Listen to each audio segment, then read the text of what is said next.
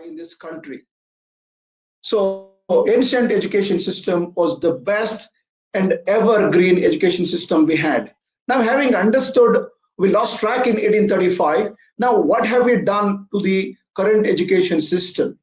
Now, you see, when I talk about the education system, you talk about primary education. Why primary education? Talk about kindergarten. The moment the person conceives the baby, the mother or the father starts thinking about, where do I put my son? Which school do I send my child? There was a nice Twitter message that I saw. The parents are asking intelligent people in the world, saying that my son is actually 6 months old. Tell me which school is better for him to get into IITs. So it is that kind of a fierce battle for grades that is there. And it has actually led to creating an intense, highly stressed environment in the country.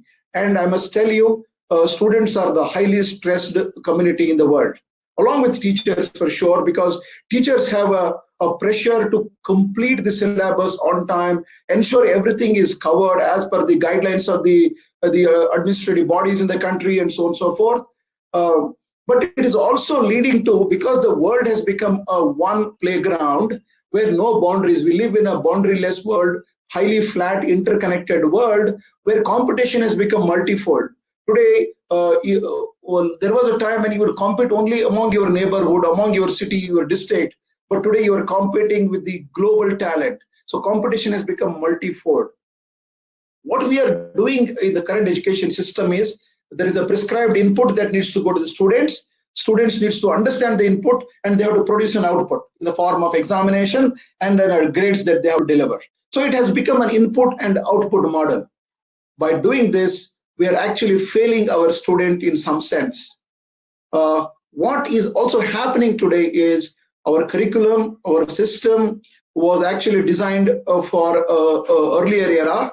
And today's era, like our professor from Amit University talked about, today the world is changing so rapidly that we are not in pace with the current trends that are existing in the universe. And last one is, it is actually the education is supposed to be a man-making education, but we have actually converted that into a Marx-making or a clerk-making education system. So what I would like to tell you is, the picture that is represented here is my favorite picture to depict the current education system. We have fairness. We want to have a fair selection, but everybody, you know that we are unique in our own way, and each one of us are here in this world to create a miracle, because we are highly potent people. All we need is the right energy, right enthusiasm, right guidance actually. So in my view, it is very easy to land a man on the moon, but it may be impossible for us to change our current education system. So I move to the next slide, talking about the purpose of education, what it should be. In my view, I'm a firm believer in Swami Vivekananda's ideology and philosophy. The real purpose of education must be to enhance the concentration of the mind.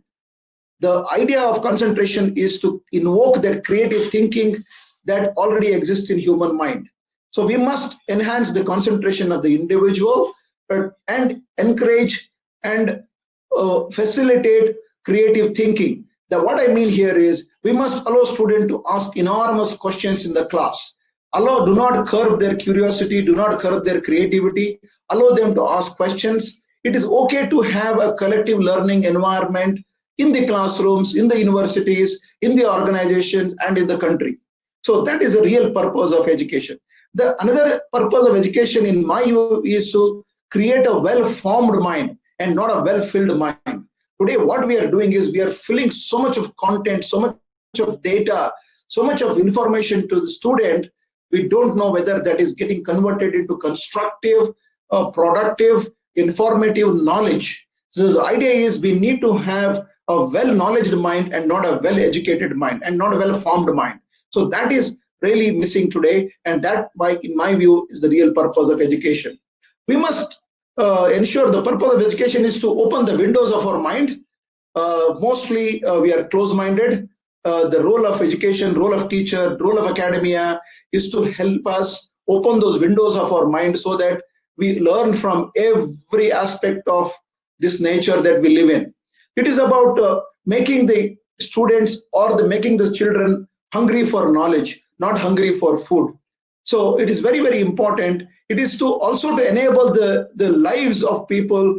And once you enable the lives, they will enhance the lives of many other people. So it is very, very, very important.